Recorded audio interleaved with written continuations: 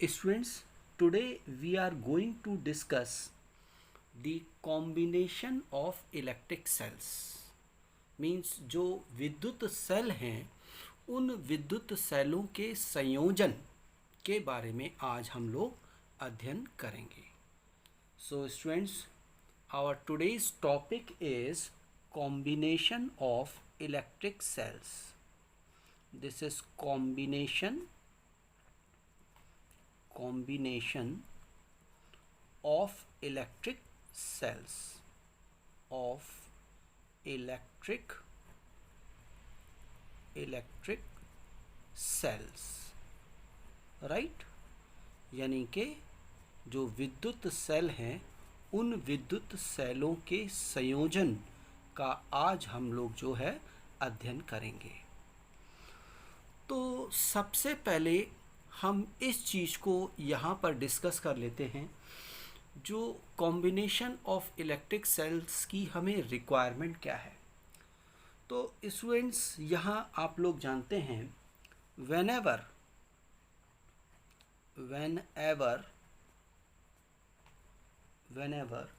the requirement of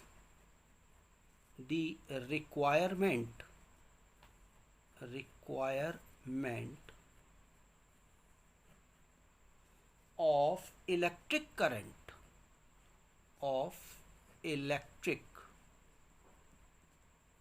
current, right, is more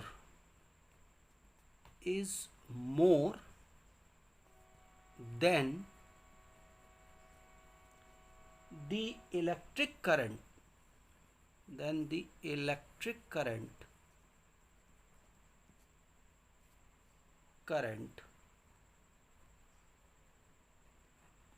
through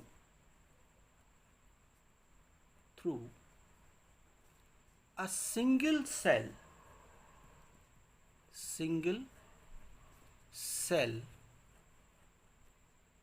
we use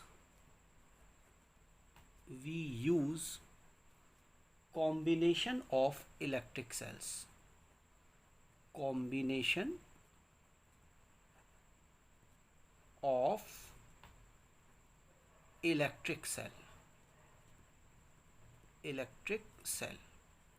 तो students, यहाँ पर क्या लिखा हुआ है, हमने यहाँ क्या मेंशन किया है, इसको मैं एक बार स्टडी कर लेता हूँ. क्या whenever the requirement, यानी आपको जब भी आवश्यकता होती है, of electric current is more than the electric current through a single cell. यानी कि जब भी हमें एक सिंगल सेल से जो करंट मिल रही है उससे ज़्यादा करंट की हमें रिक्वायरमेंट होती है, we use combination of electric cells. हम जो विद्युत सेल हैं, इलेक्ट्रिक सेल्स हैं, उनके कॉम्बिनेशन को स्टूडेंट्स हम लोग यूज़ करते हैं. अब ये जो कॉम्बिनेशन ऑफ इलेक्ट्रिक सेल्स है, the combination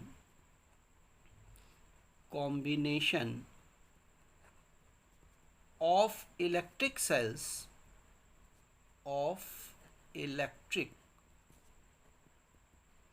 cells may be of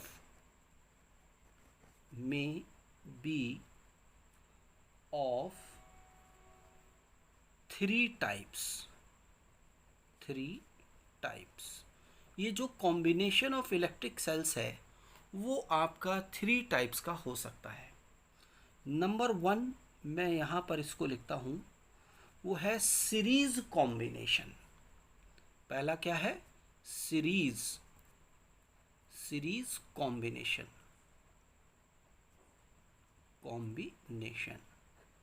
means क्या हुआ, जो श्रेणी क्रम संयोजन है, सेलों का श्रेणी क्रम संयोजन, एक वो हो गया.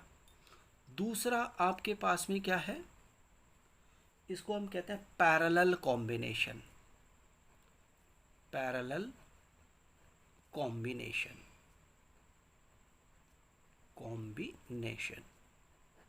मीन्स ये है सेलों का समांतर समायोजन, मतलब हमने उन्हें पैरेलली कनेक्ट किया है.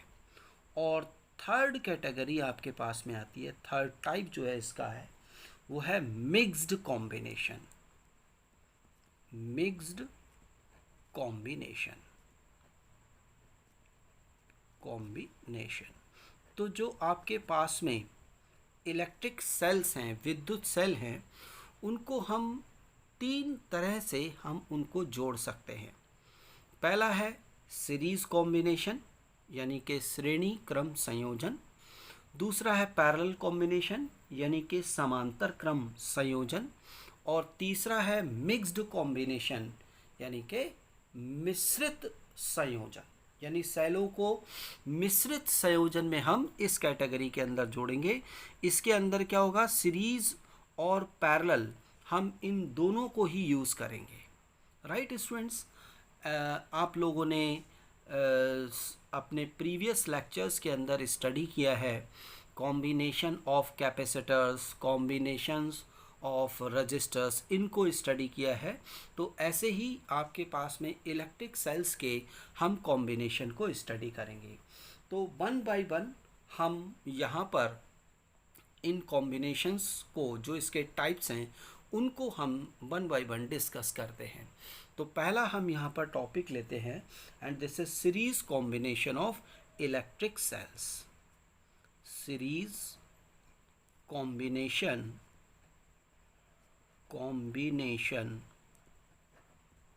Of electric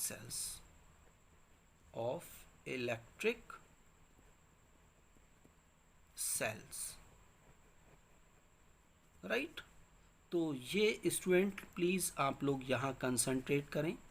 exam point of view से ये टॉपिक बहुत ही इम्पोर्टेंट है, और ऑलमोस्ट हर ईयर में इस पर बेस्ड एक क्वेश्चन जो है वो आपको अपने बोर्ड एग्ज़ाम्स के अंदर मिल जाता है। तो प्लीज़ आप लोग इसको ध्यान से समझें। राइट।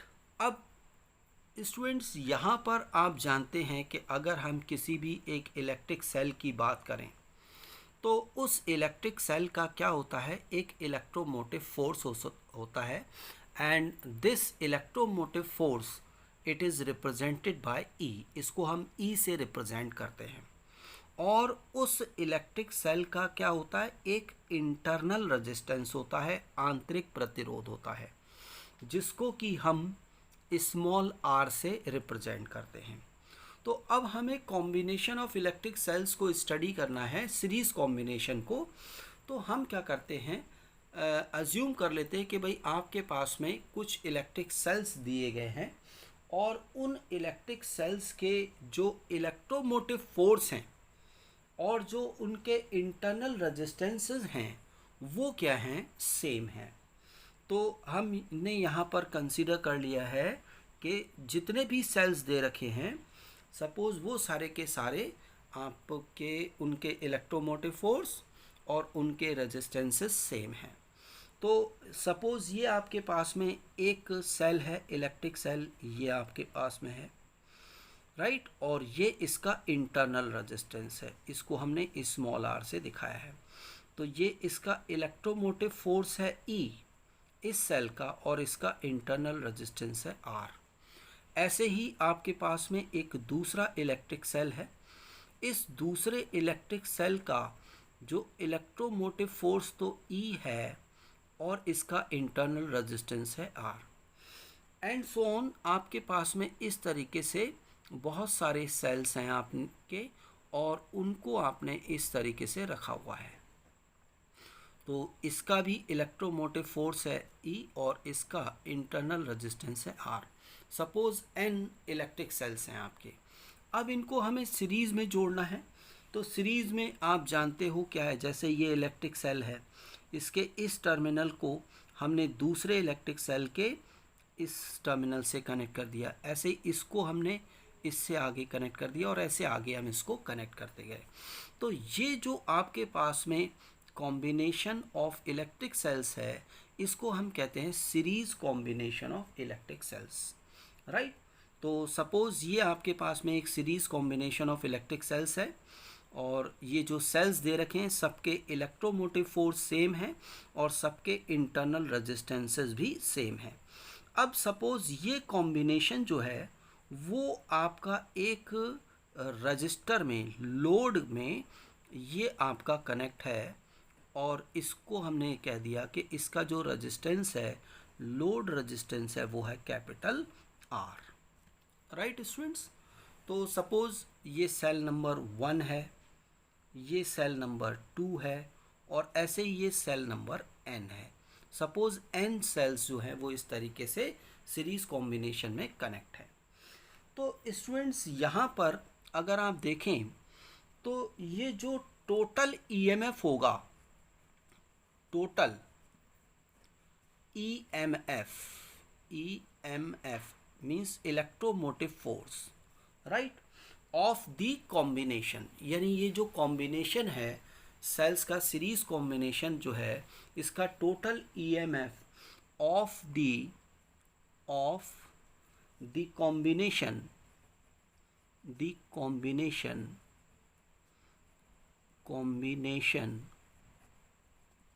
इज इक्वल टू कितना है, हमने ये इसको अज्यूम कर लिया। अब हम यहाँ देखें तो ये एक सेल है, उसका इलेक्ट्रोमोटिव फोर्स E, दूसरे का ये E, और ये तीसरे का E।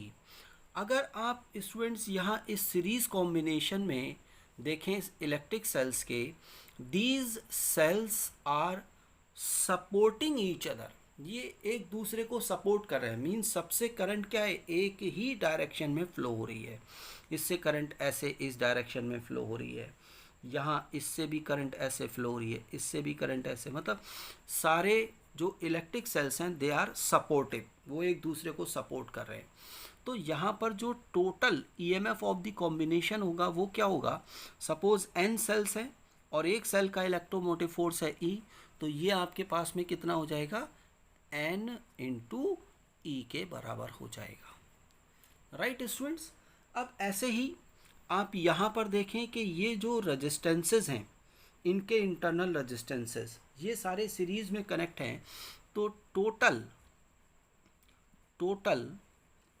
Internal resistance,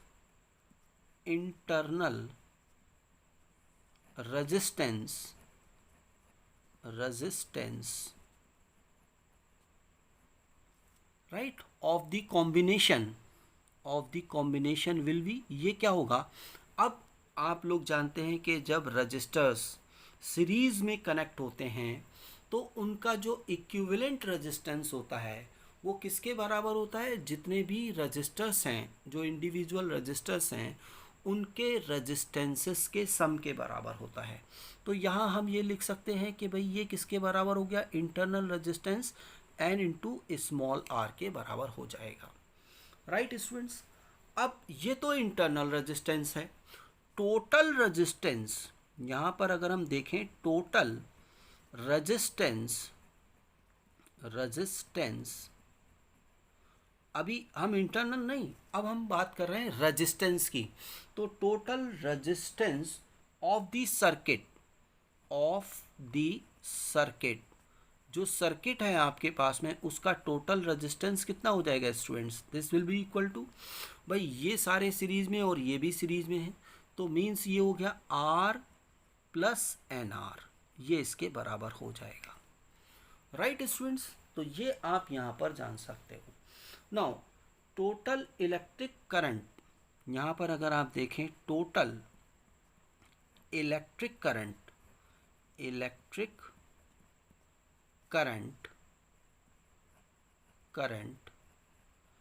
through the combination,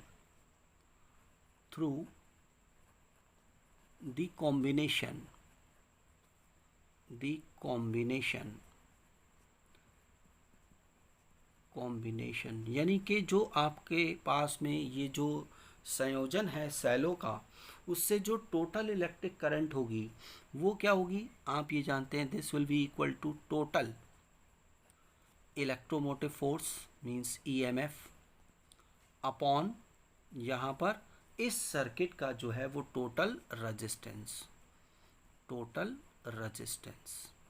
right. हम इस तरीके से इसको लिख सकते हैं। तो अब आप देखिएगा कि जो I है, I की वैल्यू क्या हो जाएगी, आप यहाँ पर अगर ध्यान से देखें तो I will be equal to total EMF कितना है, NE, ये हो गया N और E के बराबर, अपॉन टोटल रेजिस्टेंस क्या है इस series combination of electric cells का, R प्लस NR। तो हम यहाँ लिख सकते हैं this is equal to R plus N into R। Right students, तो यहाँ तक आपको ये समझ में आ गया कि हम इसको इस तरीके से हम कर लेंगे। अब स्टूडेंट्स यहाँ पर हम कुछ केसेस को स्टडी करते हैं, उन केसेस को स्टडी करना हमारे लिए इम्पोर्टेंट है। किस तरीके से, जैसे केस 1 अगर हम लेते हैं तो केस 1 आपके पास में है, हमने केस 1 इसका कंसीडर किया है। केस 1 क्या है कि जो आपके पास में जो लोड रजिस्टर है, जो ये रजिस्टर कनेक्ट है, it is much much greater than NR। जो सेल्स के जो इंटरनल रेजिस्टेंसेस हैं, टोटल इंटरनल रेजिस्टेंस है, उससे ज़्यादा है। तो इस केस में स्टूडेंट्स आप यहाँ पर देख सकते हैं, so I will be equal to कितना होगा, I will be equal to NE upon, आप यहाँ पर लिख सकते हैं R, क्योंकि ये इसकी वैल्यू बहुत ज़्यादा है तो हम इसको लिख सकते हैं अप्रॉक्सीमेटली R के बराबर, यानी I इज इक्वल टू क्या होगा, this will be equal to N और E अपॉन R। तो स्टूडेंट्स इसको हम कह सकते हैं, ये क्या है, I इज इक्वल टू, ये हो गया N इंटू, और E अपॉन R को हम ये कह सकते हैं कि what is this, this is the electric current through a single cell, this is electric current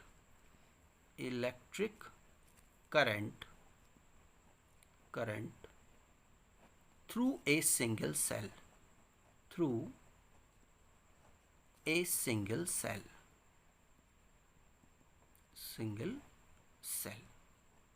right. तो स्टूडेंट्स यहाँ पर आप इस एनालिसिस को देख सकते हैं, क्या कंडीशन है, इसको हमें ध्यान रखना है कि अगर आप इलेक्ट्रिक सेल्स को, अगर आप उनको सीरीज़ में कनेक्ट कर रहे हो, और सीरीज़ में कनेक्ट करने पर आप जिस भी लोड के अक्रॉस सीरीज़ कॉम्बिनेशन को अगर आप लगा रहे हो, ध्यान रखना ये चीज़ लगा रहे हो, तो अगर लोड रजिस्टर, जो लोड कनेक्ट है उसका रेजिस्टेंस जितने भी सेल्स हैं उनके इंटरनल रेजिस्टेंसेस से अगर ज़्यादा है, टोटल इंटरनल रेजिस्टेंस से ज़्यादा है, तो उस सर्किट में जो आपको करंट मिलेगी वो क्या होगी, एक इलेक्ट्रिक सेल से मिलने वाली करंट का n टाइम्स होगी। अगर आपने 2 सेल लगा रखे हैं तो 2 टाइम्स होगी, 3 लगा रखे हैं तो 3 टाइम्स होगी। तो यहाँ पर अगर n सेल्स को यूज़ किया है तो इस केस में इलेक्ट्रिक करंट वो n टाइम्स मिलेगी। तो ये जो आपके पास में जो कॉम्बिनेशन ऑफ इलेक्ट्रिक सेल्स है इन सीरीज कॉम्बिनेशन, वो आपके पास में क्या है, वो सिग्निफिकेंट है। तो this combination of electric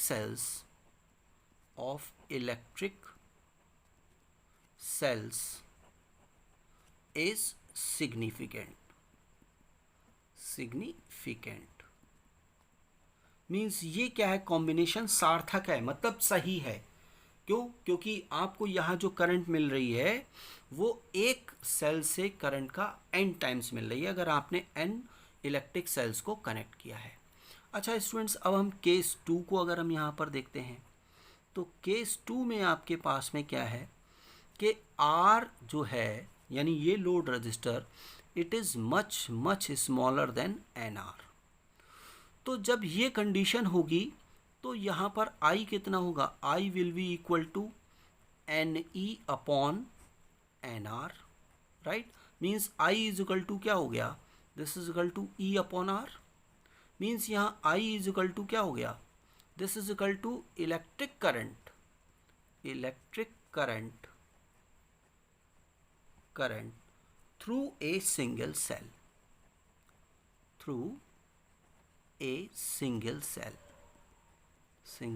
cell. तो अब आप स्टूडेंट्स ये देखिए, यहाँ क्या है कि अगर आपका लोड रेजिस्टेंस कम है इलेक्ट्रिक सेल्स के टोटल इंटरनल रेजिस्टेंस से, तो इस सीरीज कॉम्बिनेशन में आपको करंट कितनी मिल रही है, एक सेल के थ्रू जो करंट मिल रही है, means this combination is not significant. तो this combination of electric cells is not significant। तो ये केसेस को स्टूडेंट जो है वो आपको ध्यान में रखना है, राइट। तो मेरा एक जो है वो टॉपिक यहाँ पर फिनिश होता है, सीरीज कॉम्बिनेशन। तो इसको मैं यहीं तक रखता हूँ। तो स्टूडेंट्स इसको आप अच्छे ढंग से स्टडी कर लीजिएगा, और अगर कोई डाउट है तो आप इमीडिएटली आप मेरे व्हाट्सएप नंबर पर मुझे मैसेज कीजिएगा। मैं पूरी कोशिश करूँगा कि आपके मैं डाउट्स को दूर कर दूँ। Thank you students, thank you very much.